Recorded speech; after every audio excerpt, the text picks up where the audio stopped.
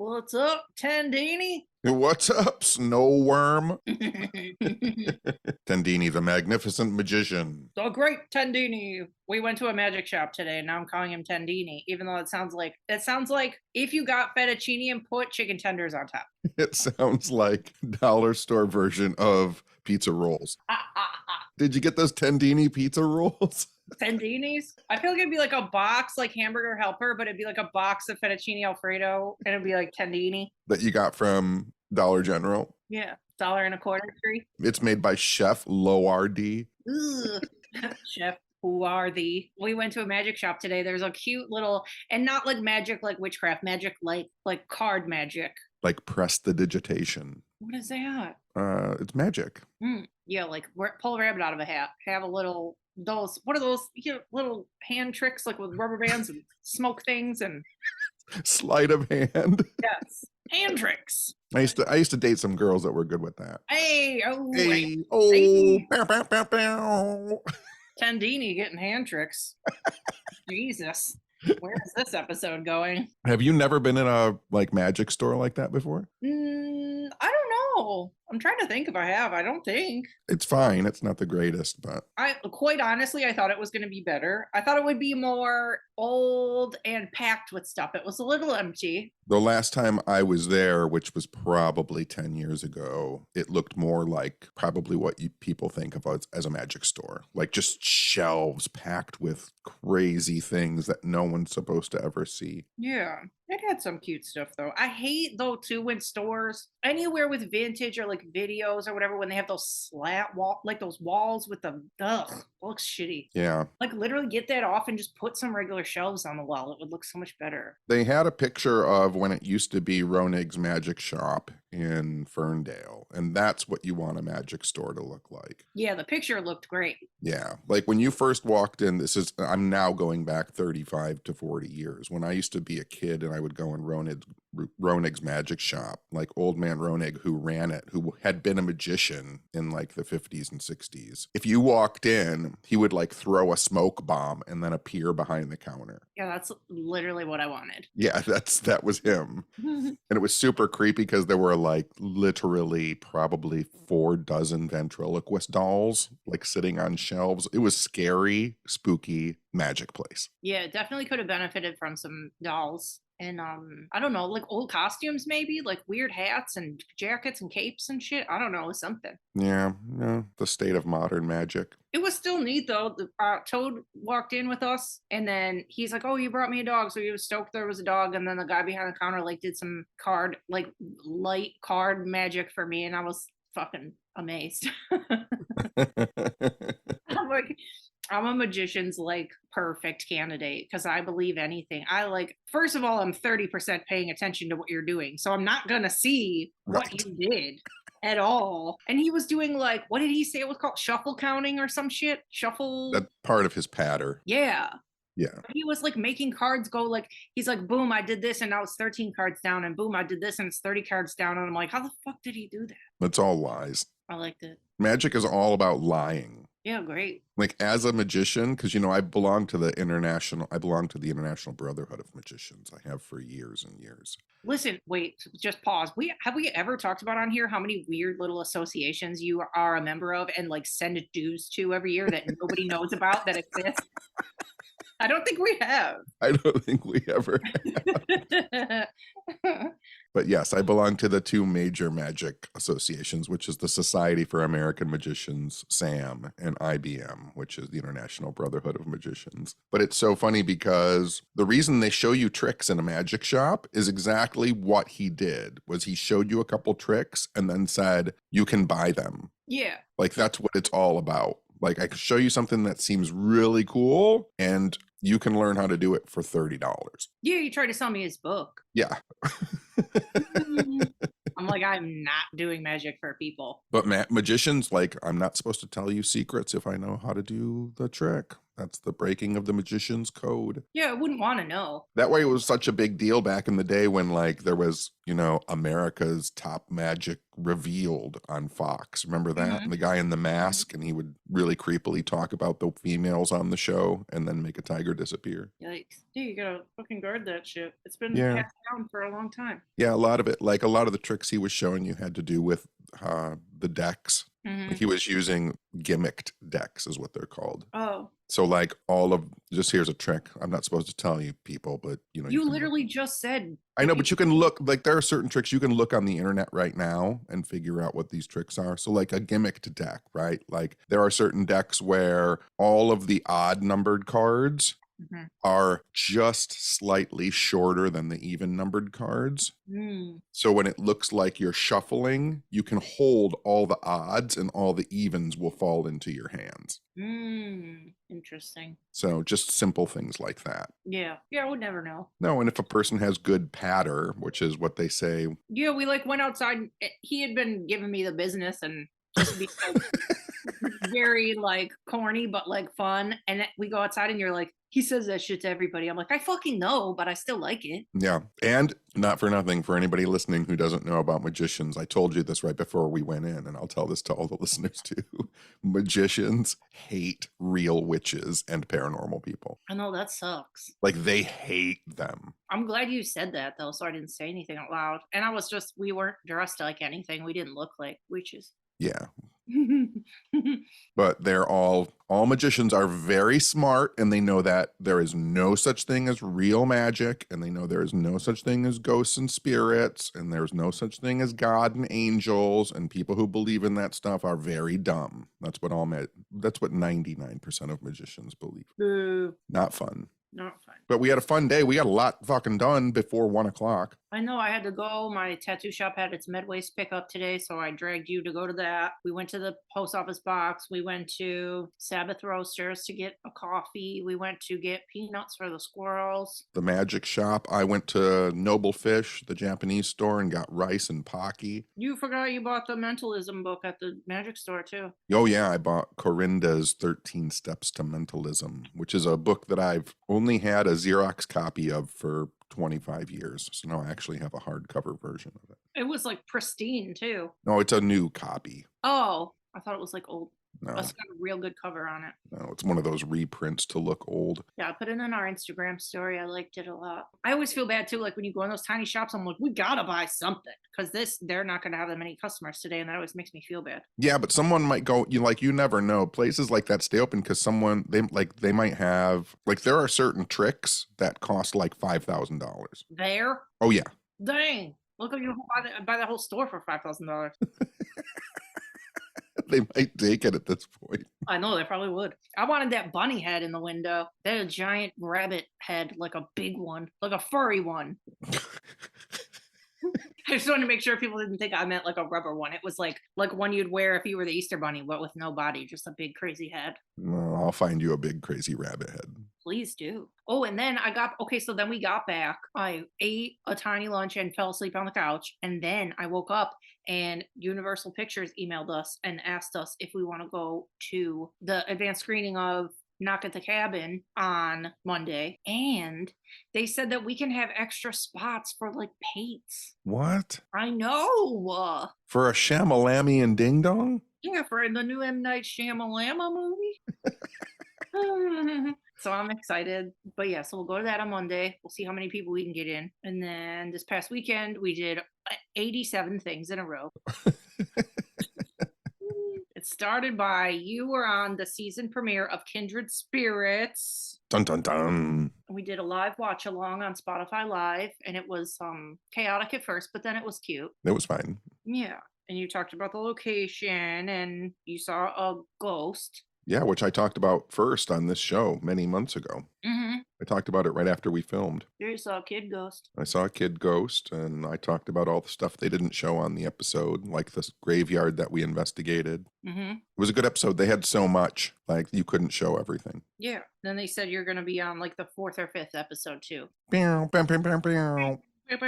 So we'll probably do another Spotify Live and watch along. And Katie and Beck stayed with me all weekend because they were on our events Saturday and Sunday. So Saturday we did Stash International, our little favorite restaurant bar spot that my friends own, and we shoved in one last event at Stash because they're unfortunately closing, which fucking sucks. I Boo. know. I had like said in our Patreon that there was a sad reason that we were doing the event so fast, and that was the sad reason. People thought there was something wrong with us or that we were what something. I'm like, no, it doesn't have to do with us, but Yeah. yeah, it was super sad. They just, small businesses, small restaurants and bars, like it's hard out there, and Pandy didn't make it any fucking better, and they've been struggling, and so they're gonna wrap it up. They were open for 7 wonderful years though, and I think they'll end up doing something else. Yeah, for sure. So we're on the lookout for another spot to do our events, I guess. Or I have been wanting to branch out though and do some in different states around us. So maybe that'll force us to do that. Yes. And the event, as usual, was unbelievably fun. It was really fun. Yeah, those Stash events are the vibe is so good. It's just so like It's just hanging out with friends, yeah, just like no real plan. talking mad shit about you to everybody. I know. Like I just get dumped on by Tenny. All my secrets come out. I said that on the mic too. I'm like getting ready for the Stash event on Saturday. I'm brushing my teeth and I'm like, there's nothing like Tenny could tell my deepest, darkest secrets on the mic tonight, and there's nothing I could do about it. Like I would not know what was about to come out of your mouth. And A, from my face, and B, from how well you know me, everybody in the room would know it was true. And there's nothing I could do about it. Which is fine. I don't really have any secrets anyway, but No, but I always drop big secrets too during the Stash events. you do. I know. Ones that I don't even know you're gonna drop. So every day I'll do the news first. I talked about the school bus girls. You did. That was fucking nuts. That was nuts. For those people that weren't at Stash, quick recap of that story. Oh my God, here we go. Hand tricks. A few years ago, the only time in my life I was very drunk. The only time? No, the only time in my life that I made out with 2 women at the same time. And this is fucked. I'm shook. In the back, like, hallway of Gasoline Alley.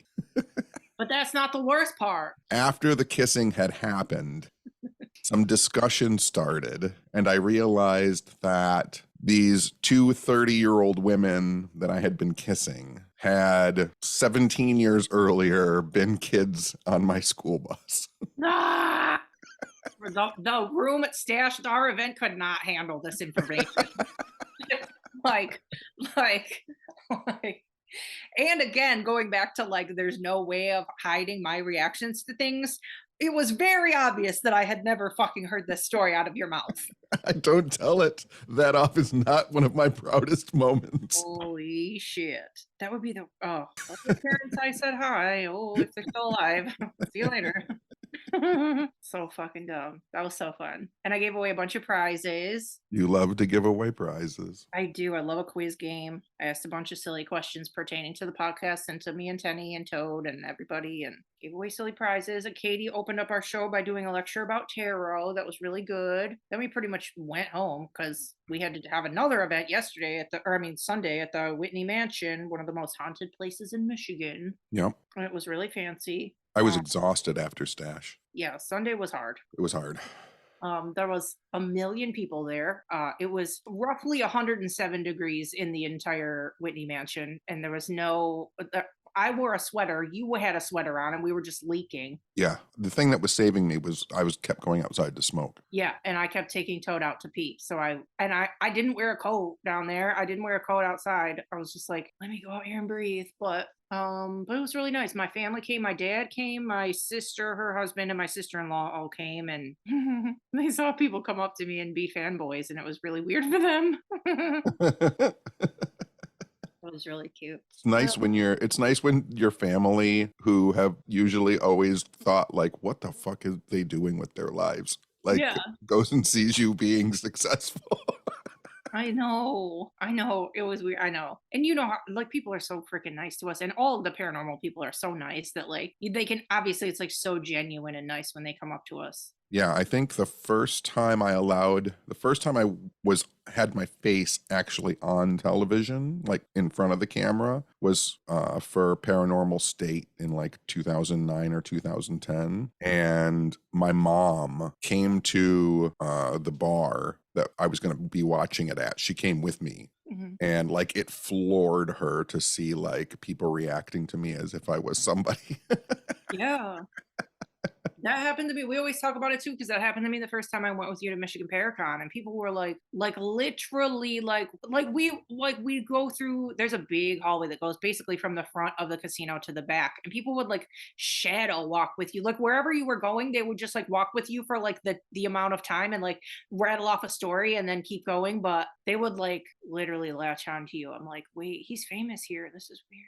No, they just know that I'm nice and I like to talk to people and listen to their stories. No, for sure. But it was still like I'd known you from around here and known you from Gus's and like And then you were like, oh shit, Tenny's a guy. I know he's a guy. It's really cute. We forgot a part. I don't know why I've talked about it on here before, but I have. But my 3-year lease is up in like a week, and I promptly got to stash and backed into a fucking dumpster. It was pretty great. God damn it. I went 3 years without putting a scratch on that fucking car, and You were so mad, you were blaming all of us in the back seat. no. I was like, why did you guys tell me? It's like, Well, first of all, this is Detroit, and the dumpster wasn't where it was fucking supposed to be. It was hanging off the curb. So I did a parallel park, and it scraped my curb because it wasn't fully away from the edge of the whatever the fuck. it's fine. And that's fine. Looks like shit. If that was the worst thing that happened to you this weekend, you're That's fine. true. I'll figure it out. I still don't know if I'm gonna buy that car or get a different one. So that's why I was mad. Because I'm like, well, if I'm giving this back, that's annoying now. And if I'm keeping it, it's annoying now. So, but whatever. Could be worse. It's not like a bang. It's not like a dent. It's just a swipe. It's a little game called Bang. Little bang happened. Oh, I wanted to mention too at our Whitney event, a lady named Kathy Conder came up to us, or came up to me rather, and gave me a book that she wrote. It's called Hauntings, Spirits, and Eats of Michigan, and it's so cute. It's like exactly what I want in like a road trip book. It's like one page each of a haunted location, the history, and the address, and that's it. And it's like every place in Michigan, and it's so neat. So thank you for that if she hears this. And I have a link in all my socials and in our WooPod Instagram bio of like book recommendations, Amazon book recommendations, and tarot decks, etc. So I put it in there, like to support Michigan authors and spooky people. Yes, indeed. She came up to me too. She told me. Yeah, she was so nice. Yeah, we talked. You don't have to look through it. When I was swiping through, I was like flipping through it at the event. Like one of the first places that it fell open to was Felt Mansion, where we saw the melons. So I was like, yes, There you go. melon. No, we didn't bring up the melons. We were going to bring up the melon. It doesn't really move into a conversation. It really doesn't. It doesn't, and it's like slightly shitty. And I was machine gunning those lectures. I had to do 4 30-minute lectures. Yeah. And I was machine gunning as much information as I could into 30 minutes. Well, also, like normal people would say the same shit 4 times, but you said different shit every time. So there was a lot of people that sat in on all the lectures instead of just one, which was fun. The power of Tenny. I know I swear, dude. And I've said this before too, going back to like going to the first Comic-Con, going to the first paranormal convention with you and like seeing you do your thing. Like definitely Sunday was one of those days where I was just like in awe of you. I'm like, I feel like garbage. There's no format. You know what I mean? Like, I'm like, I don't know. And you just like took the reins like you always do. And I was like, dang, Tenny's so good at what he does. And no notes. No notes. I know. I was like, thank Christ. It's just like superstar moment today because I am melted and dead. Wind me up and let me go. I know. You talked about Gundella. You talked about Being nice to animals. I talked about atomic Bigfoot. I talked about everything. swamp gas. Here's your swamp gas. That's what I felt like. That's what your dog smells like. That is what he smells like. No, he's brutal. But he did so good. So many people commented on how good he was on Saturday and Sunday. He was an angel. He was an angel. I think he was exhausted. I think so too, but he's like really used to being around a lot of people now. Yeah. He just likes to be around. He just likes to be social. He's social baby. He's social baby. He's a sweetie pie. Oh, and we announced that stash. I surprised your ass that I'm going to be on Michigan Paracon this year. Yes, you are. And it's not like a co-lecture like WooPod. It's like me by myself. I know. You're going to be so lonely sitting at your table in whatever room you're in. No, you said this the other night, and it's so mean. You said I have to have my own table, and I still want us to have a together table. That's so mean. Don't make me. I want to sit by you. I just think it's going to be funny that you and Toad are just going to walk back and forth on the stage for an hour. You don't know what I'm going to do. I got plans. I got 8 months to put together the best hour anybody's ever seen. We'll get started. When have I ever half-assed something since you've known me? I know. I got this. You're going to be proud of me. You know, we brought it up at Stash and I think we brought it up at Whitney too, about me meeting you and reading your palm. Mm-hmm. And you've never seen me do that before. I think I'm going to start reading people's palms. You should, but like, don't tell me my dog's going to die again. No, but I think I'm going to start reading palms again. Do it. Because I know that a ton of people are doing like horoscopes and astrology and tarot and psychic readings, but I don't see a lot of people doing palmistry anymore. Nobody is. And palmistry used to be my shit. Do it. My hands are crazy. See if anybody's interested in Tenny palmistry. Yeah. Getting your palms rubbed by Tenny. What do we say? Hand magic? Hand magic. That just sounds good. That is the name of this episode, by the way. Hand magic. What else? Anything else from the weekend? Any more thoughts? Anything else happened? Anything crazy? Anybody crazy come up to you? Anybody lick your face? Anything? I don't think so. We got presents. Toad got a couple toys. We got some crystals from people. We got Bear got me a really cute mid-century toad statue. Yeah, I got a lot. I got a creature from the Black Lagoon toy from Bear, and I got a creature from the Black Lagoon shirt from Katie. Mm-hmm. Yeah, I got a shirt from Katie too. I got a Carrie shirt, and then Bex made us some witchy stuff. That was a nice weekend.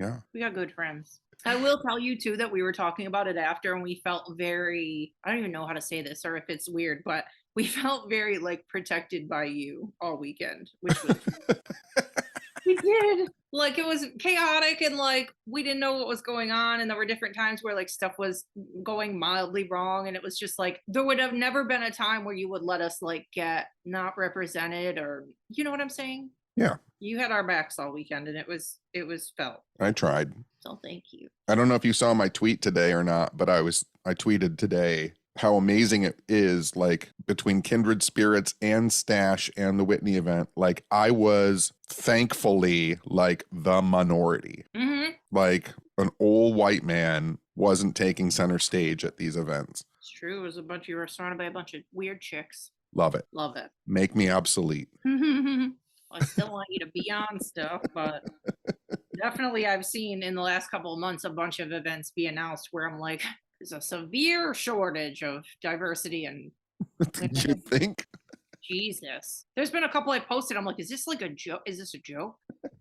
Like one woman, you squeezed out one woman in your 20-man fucking lineup. Are you sure? Yikes. But anyway, we're getting there. Baby steps. And we can have our own events that look different than other events look. Right. And I've said it before and I'll say it again.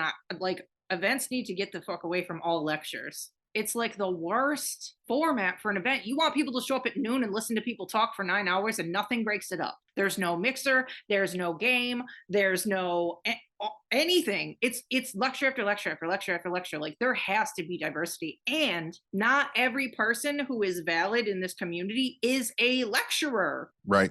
If you want them to be on your event, like DM them, message them and be like, what would you like to do? What can you bring that's not what everybody else is doing? Like not everybody's a public speaker, but they can definitely have like a workshop or a whatever, or, you know? Yeah, for sure. No, absolutely. Yeah. Put it out there. Send it out into the universe. See what comes back. I know. Send it out. I'm going to switch gears a little. I had a tattoo client like early last week, I think. And she, you know how I'm like road trip fucking master. And she told me about a thing that I didn't know about yet. And it's really exciting. In the Great Smoky Mountains National Park in Gatlinburg, Tennessee, there is a firefly species that like only exists there. It's like the only place in the country or something. And they are one of only 19 species that blinks together. They're what's the word I'm looking for? Synchronous fireflies. And they mate for like 2 fucking weeks or something. And you have to enter a fucking lottery to go to this national park. And then they like bring you on a bus to where these fireflies are. And then you like get out in a line and like observe the fireflies that blink together. It's so fucking cute. Is that cute?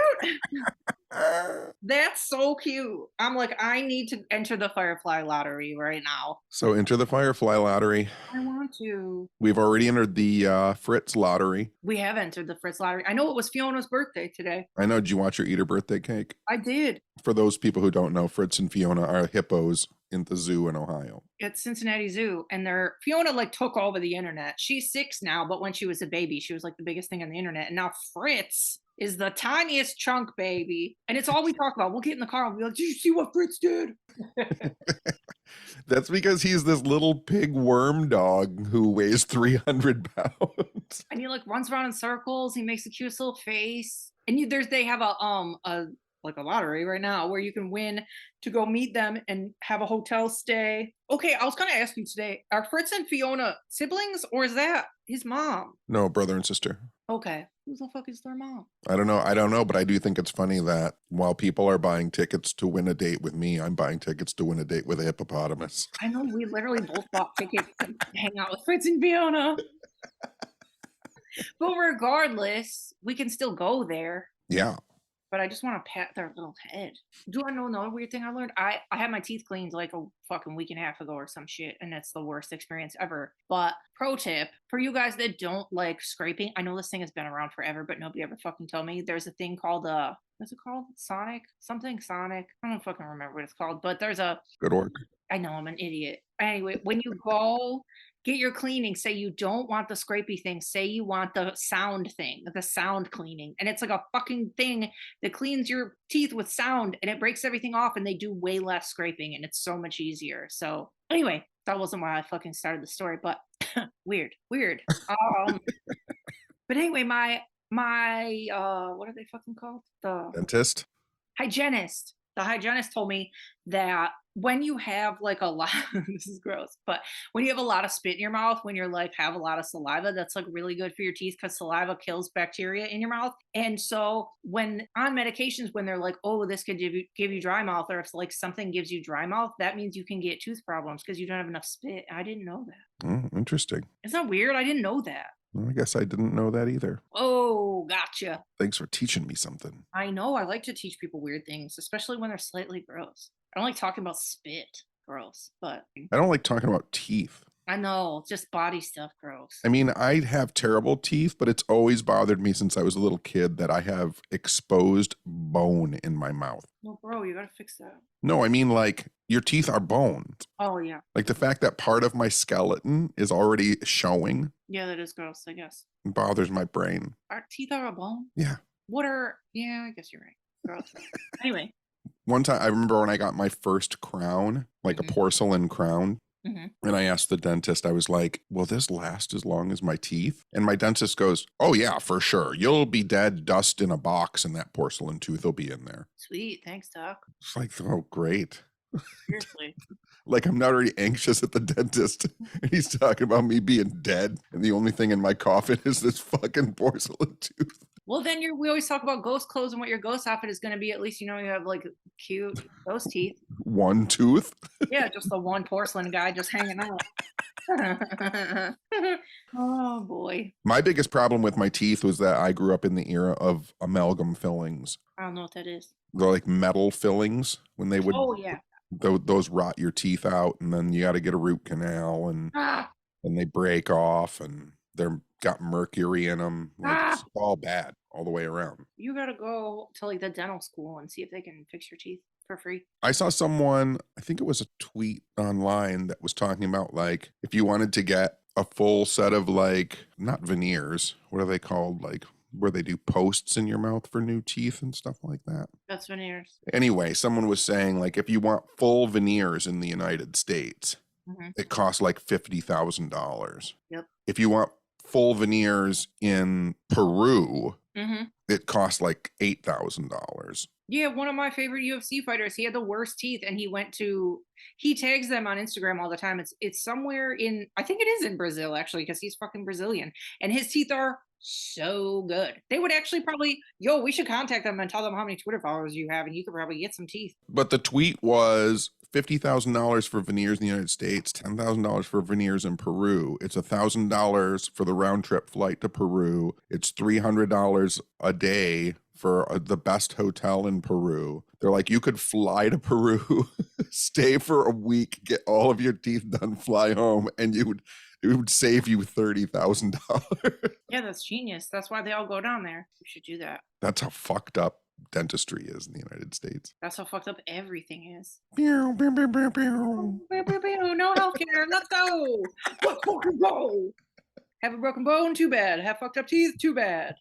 Have depression? Too bad. Too bad. Sew it up yourself. Put your own cast on. Here's some liquid skin and some aspirin. Have a good day. That'll be $17,000. Oh, can I tell you? This is so fucking random. You know how you maintain that Steve is the worst person on 90210? Yes, I do. Literally, Katie came here and we watched 90210 all day long, and she's like, Steve's the best. She's like, he's hot and he's the best. And I'm like, I fucking know. Jesus Christ. I swear, me and her are both love Steve. I can't. I just him. can't. She validated me super hard. He has the best body out of all of them too. Brandon and Dylan are stick figures, and Steve is actually kind of jacked. He's 90s jacked. He is 90s jacked, but it's hot. 90s jacked is just like a good looking bagel. You're fucking Toad's a good looking bagel. Oh, by the way, I have to reach out this week because I'm going to try and get me as a guest at Horror Hound. Do it. I'm going to try. We're going. I know. Yeah, it's going to be sick. I'll make a phone call, see what I can do. Oh, I saw, guess what, too, on Astronomicon here in Michigan. Kevin Smith is going to be on, but also Jason Lee's on it, too. Oh, should I try for that one? Yeah. Yeah, call your friends fucking ICP. They're on. That's their con, right? I think so. I think one of them has to do with it. Yeah, that's like coming up, I feel like. Call Shaggy or Jay. Oh, Drop some whoop whoop. Katie was saying that she would like to meet ICP, and I'm like, first I was like, ugh, but then second I was like, no, they're actually really nice. Yeah, like I could make that happen, I think. Let's do it. I'm only like one person away from most people. I know, both of us. Between both of us, one of us knows everybody. Yes. It's weird. What else? We're gonna have another YouTube Whoop Out and Friends live show on February 10th, where we will announce the winner of the Win a Day with John Tenney contest. So you have till, I was thinking I'll keep it open till probably 3:00 on February 10th, and then I will have to cut up all the little names on little pieces of paper and put them in a bowl. You should time it out on the 9th and give yourself a day. It'll either be the 9th or the 10th, so get your entries in before the 9th. Why don't you have the ending for tickets stop at midnight on the 10th? Oh yeah, 12 a.m., 12:01 a.m. on the 10th. Right. Right, sure. And then I'll cut up all the pieces of paper. I can help with that. Yeah. Have you decided who you're going to have pick the winner? No, I was going to see it. Maybe I'll have somebody come over, and if I don't, then whatever. Or I was thinking I could go to your house. We could pull the winner, and then I'll just drive home, and you'll just have to be on the air by yourself for 6 minutes while I get home. It's fine. Yeah, well, we still have time to think about it. I don't know who we're going to have on for our guests yet. We had a lot to do this weekend, and now we just have to plan something else. I'm not doing anything if there's going to be a snowstorm. I know we're getting a snowstorm tomorrow. I just put my visor. Finally. I know. I just put my visor cover on the car and it's got mirror covers, so I can just rip it off after the snowstorm. Do you want to hear? Okay, you know how all I do is listen to true crime stuff? Oh my goodness. I know. Here's two things. Because we said on this podcast before that we always end on either a bummer or something gross. So here we go. Here I go. Oh, you're going to end it on something gross? Yeah. Oh, please. Then I got to find a way to make it funny. Yep. So 2 different things that I heard on true crime things that I never heard before or never considered before. Jeez, Pete. Firstly, one of my favorite true crime people on YouTube, her name's Danielle Kirsty. She does her makeup and tells crime stories. Anyway, so there's this guy who was considered the most dangerous inmate in the UK, and his name was Robert Maudsley. And it's not like he killed 30 people or anything, but just the stuff he did was brutal. And then I think he broke out of jail once, so then when they got him back, they really had to go ham to keep him in there. So he's still in there today. They have him in a glass box for 40 years. He's in a glass case behind 17 locked doors, like Hannibal Lecter, in a box. All right. I didn't know that. I didn't know that either. I know. So you guys gotta watch that. And then, or look him up, whatever. So that's fucked up. And then this fucked my brain up. I've been thinking about this since. Oh, Jesus. I never thought of it. Swear I never thought of it before. I never considered this as a thing that can happen to people. Here we go. I know. Here it comes, guys. This is going to be your new irrational fear in life. The only saving grace everyone is going to have is that you're going to tell this mostly incoherently. No, I'm not, because it's literally one sentence. Now you got me trying to mess it up. Okay, wait. Okay, I don't know how the fuck they know this, but when they were explaining, somebody was getting fucking stabbed to death, right? Or like just consider that you're getting like beaten and stabbed to death, whatever the fuck. They said that while this person was getting stabbed to death, shut up. The fucking their spinal cord was severed, right? So they were still fighting back, but they couldn't, or trying to fight back. Well, they were fighting back for a while. Their spinal cord gets disconnected, whatever the fuck, stabbed. I know I'm fucking it up. Hang on. So anyway, so then you're still alive. You're still conscious of the fact that you're still getting murdered, but you can't fucking move because they fucking made you like paralyzed while you're dying. And then you just have to lay there for the rest of the time and be fucking killed. I never considered that in my life. Never considered what? Being paralyzed during being killed and having to endure the rest of it, and you can't fucking move your body. Like, let's say the murder took 5 minutes and 3 minutes in, you got paralyzed by the knife and you're still 2 minutes out from dying and you're still alive and you can't fucking move your arms or anything and your eyes are just like, that's fucked to think about. I never thought of that in my life. The more fucked up thing for me has always been that whatever it is, like 5 to 10 seconds that your head is alive after it gets cut off. Yeah. Like when they used to guillotine people. Yeah. There's eyeballs looking around. I mean, you would hear the chunk of the blade cutting your head off, and then you would see the basket coming toward your face, and you would know that your head had been cut off, then you'd die. Okay, but I think there's something in your brain that just stops your logical thought before you can realize that. Maybe. I don't think people who have their heads cut off are good to ask that question. Hey, how you doing down there? How's it going? Can you still feel everything? Are you good? Bonk. Yeah, I'm fine, thanks. Hey, bonk. Could someone put a bagel in this basket? You get like a last meal and then a last meal.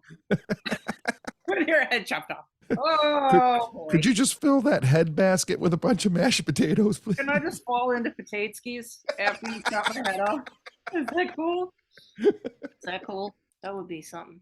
Bro, Toad is gassing me out over here. Swamp gas. Swamp gas. Puppies. They're so stinky. You got to get that weird shit out of your head. I know. I just thought it was interesting because, you know how it is. Like, let's say you read 100 UFO books and then on the 101, somebody says something crazy and you're like, oh, fuck, I never thought of it that way. Like, I've seen so many true crime things that when they say something I've never considered in my brain, I'm like, fuck, it just wants potatoes. Oh, there he goes. There he goes. There's nothing out there, you cray. Oh, he just smelled his own farts. No, he's barking out the window. He's doing like neighborhood watch stance. He gets very powerful back legs and butt, and then he yells at the neighborhood.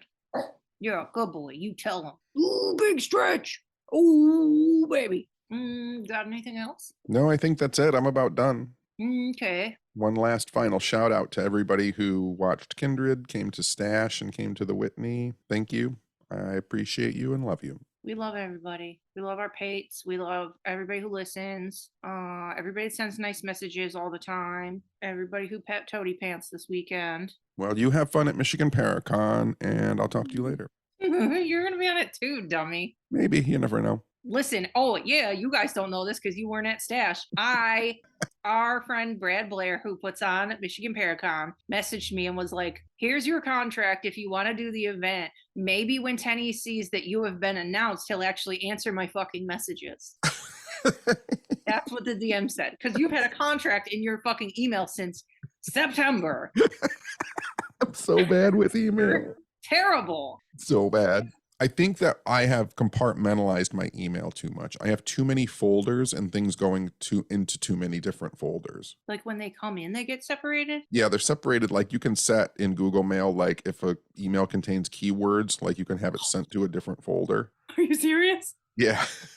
You're living in the future. I didn't know that. I wish I had that. I gotta do that. Learned that a long time ago. So yeah, so I'll look at my email and be like, oh, I only got 2 emails today. And then like I'll look at the other folders and be like, oh, there's 60 in that one and there's 50 in that one. Jesus H, Tenny. Then it gets backed up and then I get overwhelmed because then I see there's like 4,000 unanswered emails and then I get nervous that I've made people mad and then I just don't respond and I hibernate. Another thing that you do is when you can't do an event, like if you're already booked that weekend, you just don't answer the people and you think that means that you can't do it.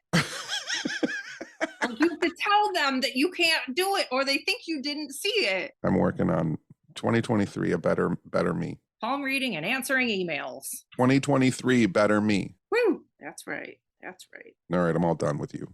Me too. I'm going to go watch some Star Trek. I'm going to watch. Oh, I didn't even get to talk about the movies that I watched this weekend. Nope, you have to talk about it next time. No, can I talk about it real fast? Oh my God, do it fast. Me and Katie watched 3 movies. We watched Deadstream. You watched Deadstream, right? I did. It was funny. It was so good. Yeah.